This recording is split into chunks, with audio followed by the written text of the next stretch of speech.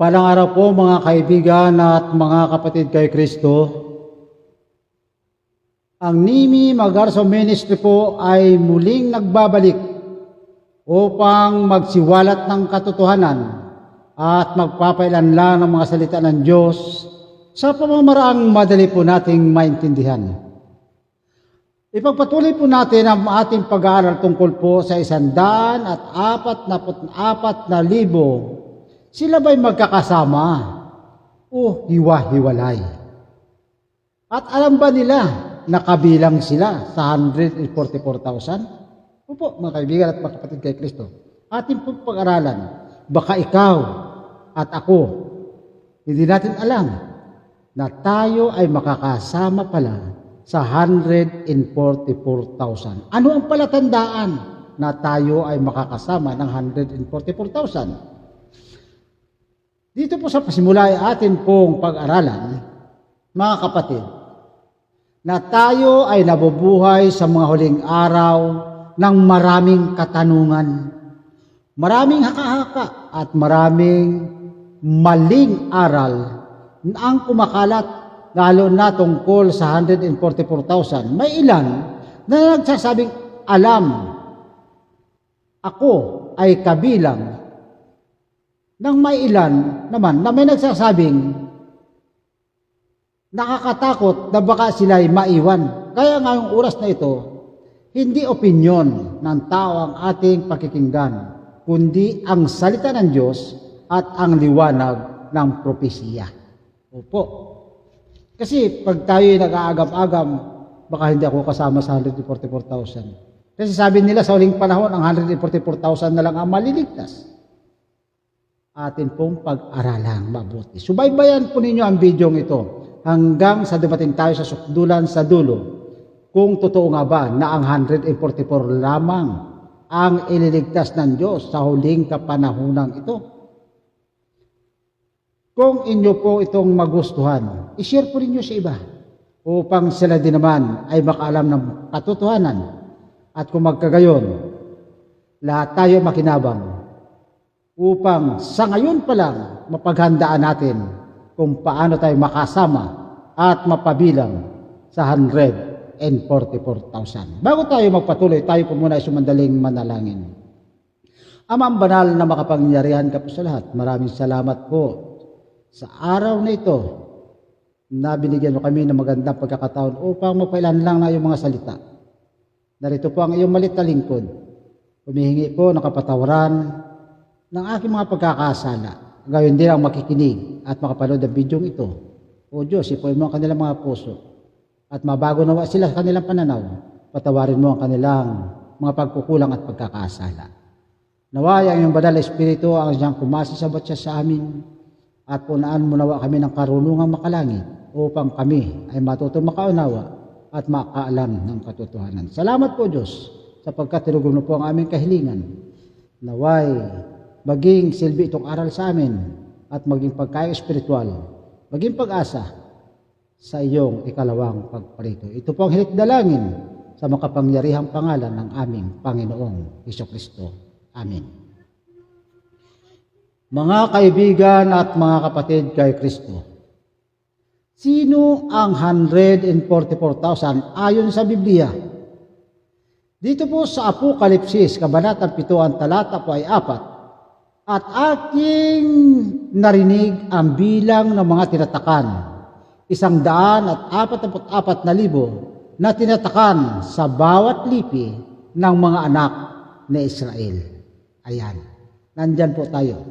Ang 144,000 ay mga tinatakan ng Diyos na bubuhay sa pinakahuling panahon dadat ng buhay sa ikalawang pagdating ni Kristo. Isa po pala sa katangian ng 144,000 dadat ng buhay ng ating Panginoong Hesukristo. Sila po yung 144,000 na nakatayo sa pagdating ng ating Panginoong Hesukristo. Narito po ang talata sa Apokalipsis, Kabanata 14, ang talata po isa. Narito ang kordero ay nakatayo sa bundok ng Sion at kasama niya ang 144,000. Opo, makakasama po agad siya ng Panginoon. Sila ba ay mga magkakasama o hiwa-hiwalay bago dumating si Jesus? Sila ba kaya sa isang lugar lamang? O sa isang kuweba kaya sila? Sa isang tahanan? O sa isang dako na kung saan sama-sama ba yung 144,000? Tuklasin po natin. Dito po, sa Apokalipsis, Kabanata 7, ang talata po 1, pagkatapos ito'y nakita ko ang 4 na anghel na nakatayo sa 4 na sulok ng lupa. Ibig sabihin, sila ay nasa iba't ibang bansa, iba't ibang kultura, iba't ibang wika, iba't ibang kalagayan, ngunit isa ang kanilang katangian, ganap na katapatan sa Diyos. Yung anghel po nakatayo pala sa 4 na sulok ng sanlibutan. Nakangati po ang aking ilong. Pasensya na po. Nakatayo po sila. Ibig sabihin, meron doon sa silanganan, may sa kanluran, at meron sa hilaga, at sa timugan. Ibig po sabihin, ang 144,000, hindi po sila magkakasama sa isang lugar. O sabihin natin, sa isang bahay-sambahan na nandun yung 144,000. Isang kuweba. Sa isang lugar na kung saan ligtas sila. Hindi po ganon ang 144,000. Hiwa-hiwalay po sila sa pagdating ni Jesus. Ngayon, pag dumating ng ating Panginoong Hesus, ano ang mangyayari? Magkakasama sila sa isang iglap. Ayan. Bakit po? Para silang hihigupin doon sa taas. Hihigupin silang magkakasama mula sa kung saang lugar. Sama-sama sa harapan ng ating Panginoong Jesucristo. Dito po, sa unang Tesalonica, Kabanatang 4, ang talata po ay 16, patuloy po sa 17. Sapagkat ang Panginoon din ang bababang mula sa langit, at tayong nangabubuhay na nangatitira ay aagawin na kasama nila sa mga alapaap. Yung natitirang buhay, ikaw man o ako, kaibigan ko, sapagkat ang pagkasabi nito, tayong nangabubuhay na nangatitira ay aagawing kasama nila sa mga alapaap. Hindi lang po pala 144,000 kasamang aagawin nila. Ano po sabi? Sapagkat ang Panginoon din ang bababang mula sa langit, at tayong nangabubuhay na nangatitira, iyon po ang 144,000. Nabubuhay po sila, ay aagawin na kasama nila sa mga alapaap. Ibig sabihin, meron pong bubuhaying mag-uli ang Panginoon at tayo'y magkakapanag po sa harapan ng Diyos. Ayan. Ang 144,000 ay kabilang sa tatayong nangabubuhay. Hindi pa isa-isa, hindi pa unti-unti, kundi sabay-sabay. Sabay-sabay. Ayan. Tatayo po. Sabay-sabay po yan. Nasa salubong sa Panginoon. Yan. Ang mga ito ay sumusunod sa kordero saan man siya pumaroon. Dito po sa Apokalipsis, Kabanata 14, ang talata po ay 4. Sila po ay sumusunod kay Kristo, hindi ibig sabihin literal. Yung katangian, yung karakter, yung pananampalataya, yung katapatan ng ating Panginoong Jesucristo ay magiging kagaya po ng 144,000. Hindi sila nasumpungan ng daya ni kasinungalingan man, ni anumang uri ng kasalanan. Ayan, kaya espesyal po sila. Sila po yung dadaan sa kapighatiang buhay. Patuloy po rin yung pakinggan. Bakit naman, papaano? Di ba, pag 144, sabi mo, marami pa ang maliligtas. Opo, subaybayan po ninyo kung saan mapupunta yaong iba pa. Sapagkat ang 144,000, mangangaral pa po yan marami pang mahihikayat. Ay saan napunta? Kung 144,000 lang ang dadat na ng Panginoong buhay. Subaybayan po ninyo ang bidyong ito. Malalaman po ninyo sa mga kasunod na kabanata ng ating pag-aaral. Ayan. Alam ba nila na sa kanilang sarili nakabilang sila sa 144,000? Bago dumating ang ating Panginoong Jesucristo, Alam ba ng bawat isa doon sa 144,000 nakasama sila? Tanungin po natin ang banal na kasulatan. Malinaw na ang sagot, hindi. Biblikal na batayan, wala pong mababasa doon. Kundi mababasa po natin sa ikalawang Timoteo, ang talata po 2, ikalawang Timoteo, kabanatang 2, ang talata po 11, ang Panginoon ang nakakakilala sa mga nasa Kaniya. Opo. Ang sabi po dito sa Apokalipsis, kabanatang 7, ang talata po 3, huwag ninyong pinsalain hanggang matatakan namin sa kanilang mga noo ang mga alipin ng ating Diyos. Ayan, kaya pinipigilan pa. Dahil kinakailangang makomplito ang tatak ng 144,000. Ang tatak ay hindi numero, hindi kaalaman, kundi karakter sa pag-iisip ng bawat tao. Ayan po, marami po kasi na isang araw lang mayroong natatakot akong nakausap. Sabi, ayaw daw niya magpatato. Pinapaliwanagan ko po, hindi po yan tatong literal. Iyan po yung ang marka ng hayop ay itinatak sa isip mo sa pamagitan ng iyong mga gawa, di ba? Sa kamay at sa noo. Sa pamagitan ng mga mali mong ginagawa, dahil yun ang dikta ng isipan mo, yan po itatak ng hayop sa kamay at sa noo. Mula sa isipan mo ang maling pananampalataya at ginagawa mo ng literal ng iyong mga kamay. Pag sinabi ng Diyos huwag, pigilan mo ang iyong kamay sapagkat magkakaroon ka ng tatak ng hayop. Ayan. Malinaw na patotoo dito po ng ating kapatid na Ellen G. White. Ayan. Sa kabatiran po ng lahat, ang Seventh-day Adventist po ay mayroon pong pinanindigang propetisa sa huling kapanahunan o propeta sa huling kapanahunan, ang bayan ng Diyos. Kaya kami po ay mayroong sinasangguniang mga sulat ni Sister White, Ellen G. White, upang siya'y magpapatotoo. Batay sa Biblia. Ang Biblia po ang malaking liwanag at ang kay Ellen G. White ay siya pong nagbibigay liwanag sa atin upang ating maunawaan. Karagdagan po yun sa kanya. Hindi po siya yung pinakamalaking liwanag, kundi karagdagang liwanag upang ating maunawaan ang ating mga binabasa sa banal na kasulatan. Ano po ang sabi niya? Ang mga tatanggap ng tatak ng Diyos ay walang kamalay-malay na sila ay tinatakan. Opo. Ay baka po ngayon nakikinig ka lang ng salitang ito. Sumampalataya ka, hindi mo alam. Pumilantik ang puso mo. Natatakan ka pala ng banal na espiritu. Opo, kaya kapatid ko. Dito po sa Selected Messages, Book 1, ang sabi po dito, walang sinuman ang dapat mag-angkin na siya ay kabilang sa 144,000. Pero meron pong pangkat ng pananampalataya na nagsasabi na kiniklaim kaagad nila na sila na yaong 144,000. Dapat muna siyasatin natin ang ating mga sarili. Ang karakter ba ng aking Panginoon Hesus Kristo ay nasa akin? Hindi ba ako nayayamot? Hindi ba ako nasusuklam sa aking kapatid?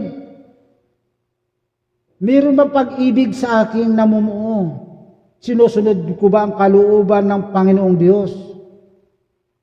Pero hindi mo masasabing isa ka na kabilang doon sa 144,000. Opo.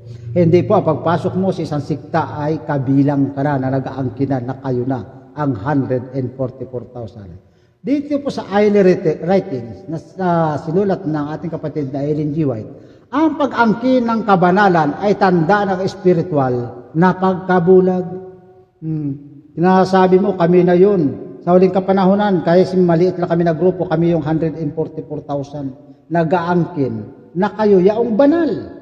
Hindi mo man sinabing harapan na kayo'y banal, pero pag inaangkin mo, ang 144,000 na kasama ka o kayo na yun ay inaangkin ninyong kayo'y mga banal. Pero ano sabi?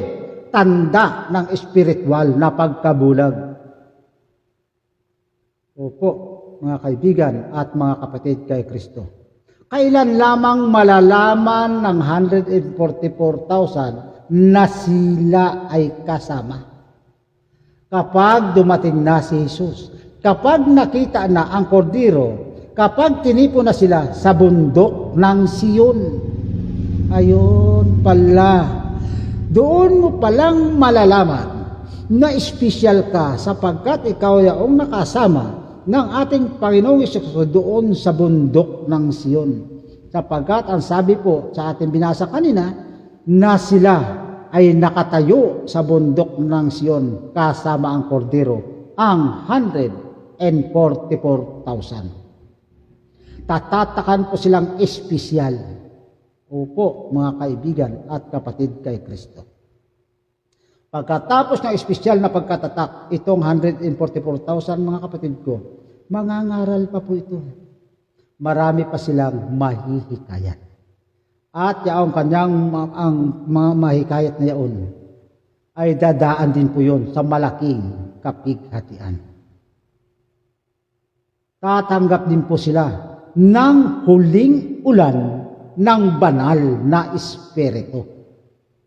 Ayan. Kaya nililinaw po natin, iba pa yung espesyal na magiging mga awit ng ating Panginoong Jesucristo at iba po yung pagbuhos ng huling ulan para po sa napakaraming sumampalataya. At yaong mga sasampalatayang ito sa ating patuloy na pag-aaral, malalaman po ninyo saan sila napunta. Bakit ang 144,000 lamang ang madadat ng buhay ng ating Panginoong Jesucristo? Ano ang nangyari sa kanila? Subaybayan po ninyo ito mga kaibigan at mga kapatid kay Kristo. Napakaganda po ng pag-aaral na ito. Ano po ang nangyari? Maging tapat. Kaya kinakailangan po para ating maalaman na tayo makasama, mga kapatid, ay huwag na nating itanong, kasama ba ako sa 144,000? Kundi ano ang dapat natin itanong? Ako ba ay tapat kay Kristo araw-araw? Opo. Ang Panginoon na lang nakakaalam. Basta ang ating tungkulin ay magtapat tayo hanggang sa wakas. Ang Panginoon na nakakaalam kung isa ka na mapabilang sa 144,000. Ang tamang tanong ay ako ba ay tapat kay Kristo? Maging tapat ka hanggang kamatayan, ang sabi po. Dito sa Apokalipsis, Kabanata 2, talata 10, maging tapat ka hanggang kamatayan at ibibigay ko sa iyo ang putong ng buhay. Dito pa lang sa talata ito, makikita mo na kapatid ko, na mayroong bukod tangi sa 144,000. Bakit? Mayroon pong babala na maging tapat ka hanggang sa kamatayan. Ibig sabihin, kahit banal ka, kahit tapat ka, mamamatay ka. Sapagkat may warning dito, maging tapat ka hanggang sa kamatayan. Bakit? At ibibigay ko sa iyo ang putong ng buhay. Ay ang 144,000 po hindi makakaranas ng kamatayan. Nakita po natin. Ayan. Ang iba ay mamamatay bago dumating si Jesus. Ang iba ay aabot ang buhay. Parehong maliligtas sa dugo ng kordero. Opo, mga kaibigan at mga kapatid kay Kristo. Nakita po natin. Merong mamamatay na tapat at merong espesyal na hindi makakaranas ng kamatayan. Yan po ang madadat ng buhay na nakatayo sa pagdating ng ating Panginoong Jesucristo. Espesyal po sila sapagkat pinanindigan nila na kaya palang sundin ng tao ang 10 utos na siyang karakter ng Diyos at naging karakter din ng ating Panginoong Jesucristo. Mga kaibigan at mga kapatid kay Kristo, Mga kapatid, ang 144,000 ay hindi naghahanda para sa bilang, kundi naghahanda para sa tagapagligtas ngayon. Ikaw, kapatid ko, ano ang panukala mo sa buhay? Ngayon ang araw, ngayon ang panahon, ngayon ang pagsisisi, ngayon ang pagpapakumbaba, ngayon ang pagsunod, at ngayon ang pagtitiwala sa ating Panginoong Hesukristo.